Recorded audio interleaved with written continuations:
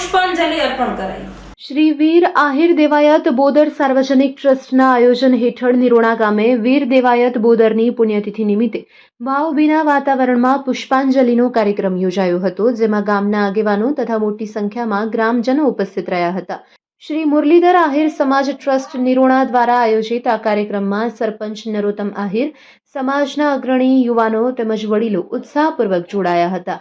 કાર્યક્રમની શરૂઆતમાં વીર દેવાયત બોદરની પ્રતિમાને પુષ્પાંજલિ અર્પણ કરાઈ હતી અને અગ્રણીઓ દ્વારા હારારોપણ કરી શ્રદ્ધાંજલિ આપવામાં આવી હતી। ગામની દીકરીઓ દ્વારા વીર દેવાયત બોદરની પ્રતિમાને કુમકુમ તિલક કરી પુષ્પ અર્પણ કરી આરતી કરવામાં આવી હતી। આ અવસરે વક્તાઓએ પોતાના સંબોધનમાં વીર દેવાયત બોદરના દેશપ્રેમ, શૌર્ય અને બલિદાનને યાદ કરતા જણાવ્યું કે તેઓએ રાષ્ટ્રહિત માટે આપેલા યોગદાનથી સમાજને પ્રેરણા આપી છે।